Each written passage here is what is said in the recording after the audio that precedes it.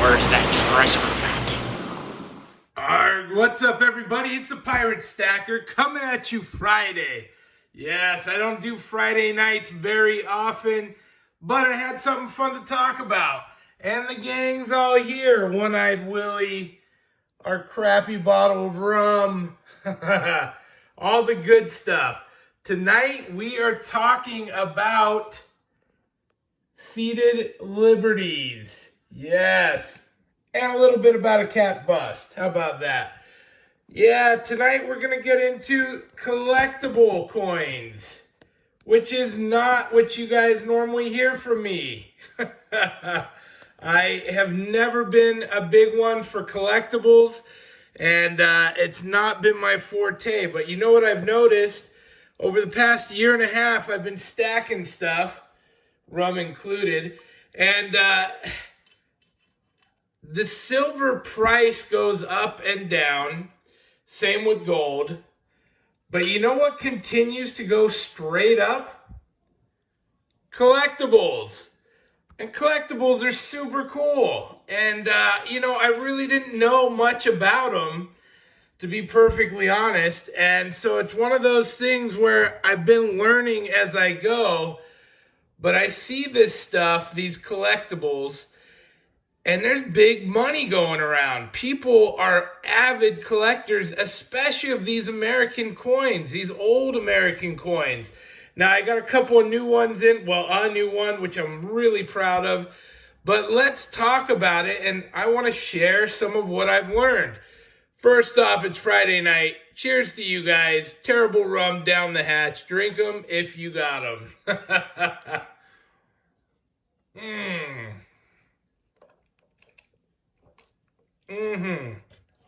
We're chasing that one, folks. So, what have I found out? Well, I'm in a bunch of groups, Instagram, Facebook. I follow a lot of people on YouTube. And there's definitely that divide, stacker, collector, and stacker is very straightforward. We're stacking weight. Collector is pretty straightforward. They're collecting stuff that's going to go up in value. They're not collecting to lose money. They're collecting whether it's new silver that's coming out, new bullion that's coming out, or old historic coins.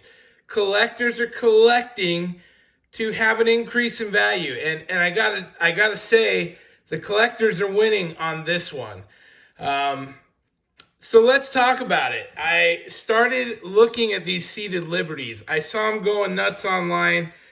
I find out seated liberties, they're basically like 1840 to 1870, old historic. So I start looking into them, right? They're not everywhere. Apparently I can't get a focus on this. So that sucks for you guys. It's not the greatest coin anyway.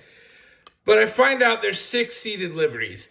A half dime, so this was pre-nickel, half dime, a dime, a 20 cent, a 25 cent, a 50 cent, and a $1. And so I managed to score some pretty good ones. And I didn't pay what they were asking, by the way. Dude gave me a deal. Now, one of the things I really like, and it's kind of hard to see on this particular coin, is it has a really cool eagle on the back.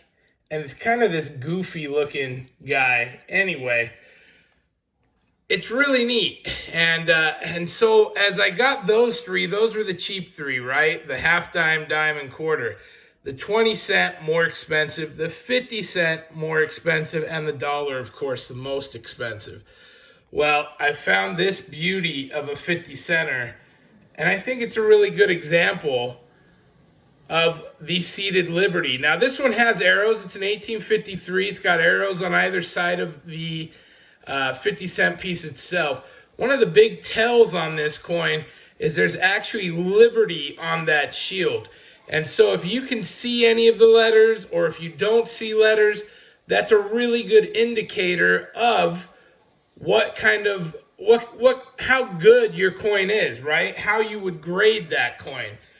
And this is all stuff I had no idea about till very recently. And I want to tell you where I learned it from. There's that eagle. And of course, I'm really I don't know what's wrong. There we go. That's a bit clearer. So that eagle is really cool back there. Now what you can barely see is there's actually ray lines coming off that eagle. So it's super cool. And then let's see if we can show you that Liberty on the shield. You can kind of make it out. Anyway, so there's a whole thing to this, right? There's a whole mechanism as to the grades of these become a whole thing. And where did I find out about it? You know, I was lucky enough to have gotten this book. Man, let's get that zoom working. There we go. I was lucky enough to have gotten this red book with a purchase earlier in the year.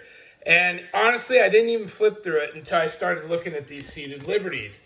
And let's just go, well, I'm already here on the half dimes. So when you look at your half dimes, so I look at this thing, and I go, okay, it's a 1856. I go and I look up in the book, mintage 4,880,000. Good is $24 value. Now this has 2 holes that were plugged, which if you haven't watched, there's actually a really interesting video about the hole plugs that Patriot Stacker put out. And yeah, you know, back in the day, they didn't have pockets. So they punched hole in their money to put it on a string and sew it to their pocket or wear it somewhere else around their neck or whatever. And that's why you see those hole plugs on a lot of this stuff. I thought that was really interesting. So you look it up, G4. Now, I don't know what G4, VG8, I don't know any of that stuff, right? But what's cool is this book will guide you through it per the coin. So for the Liberty seededs, which were 1837 to 1873, it says, for those coins, the good says the Liberty on shield is smooth, date and letters legible. So in this case, I have to get my loop out. I can see without a loop. I'm pretty slick the whole way. My date's legible, but this is a pretty poor quality. So I'd say this isn't even a good 4. Not even worth that amount of money. But while we're on this same page, I do want to talk about this. So I picked up those other pieces, and then he's like, hey, I'll throw this in for $15. It's an 1833 capped bust or bust half dime. And this thing's pretty beat up, right? But it has good finishes. Like you can see the hair, you can see the stars clearly. I mean, it's not round, but you can see everything on it pretty well for being 189 years old, right? Well, when you get into these older ones, this is 1833. Let's look it up here in the book real fast. 1833 only had 1,370,000 mintage, and G4 $50, so double the price for 20 years earlier, and that's where it starts. And truthfully, I actually believe that coin to be more of a very good quality to even a fine. But again, that's to my untrained eye. Half of this is just getting used to seeing it, reading what it is in the book, and then deciding for yourself, you know, where are you at? Now, they did actually put XF marks, so I'm assuming that's extra fine. You know, I think the dings on the half itself are going to hurt it, but it does have some really great detail on there. So it's real exciting. Now let's go to my new purchase, the 1853. So in this book, it's got it sorted by half dimes, dimes, quarter dollars, half dollars, and it's really easy to read and follow, which I like about it a lot. And as soon as I get into our 1853s, we start talking about, and it has it perfectly right there, exactly what I'm looking at. Arrows at date, rays around the eagle, 1853. It's a variety 2. It's 90% silver, 10% copper. Has all the specs. And then here you get into it, 1853 in a G4 is worth $50. Now this isn't the O, it's just the 1853. Mintage of 3,532,000. To be honest, I'm amazed that there's even coins just floating around from that long ago. But if I look and see what they classify, and it's neat again because they say specifically what you're looking at.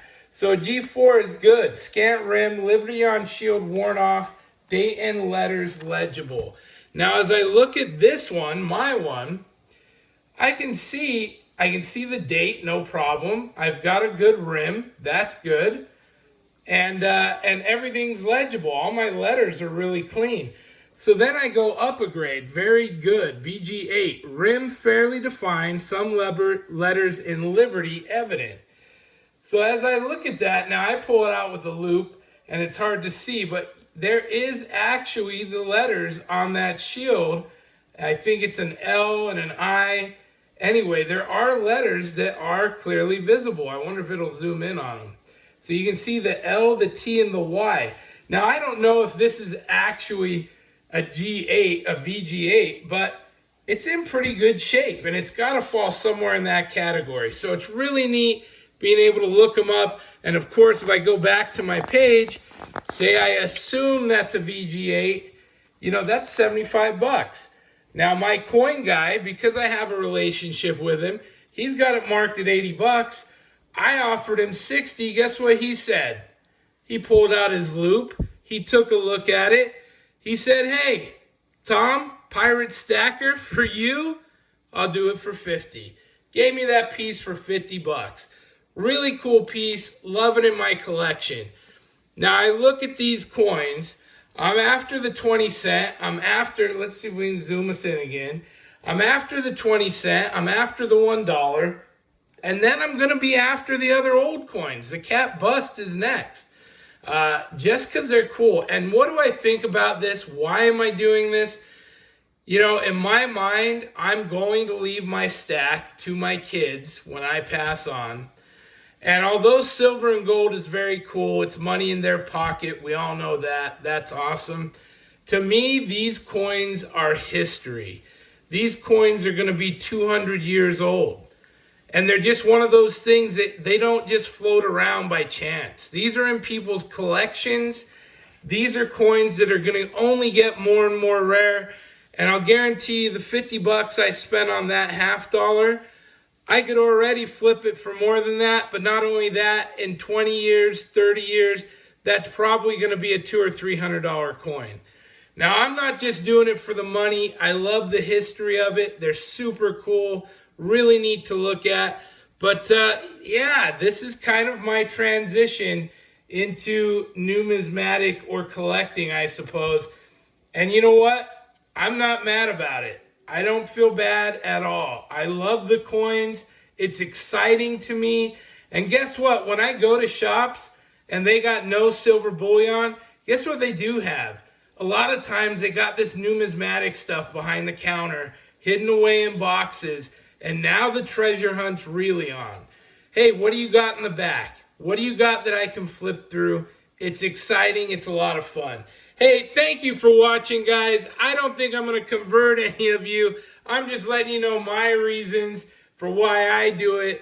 But I'm in it all for a good time. I hope you're having a fantastic Friday night. That's it from the Pirate. Have a great night, guys. Pirate out. Arrgh.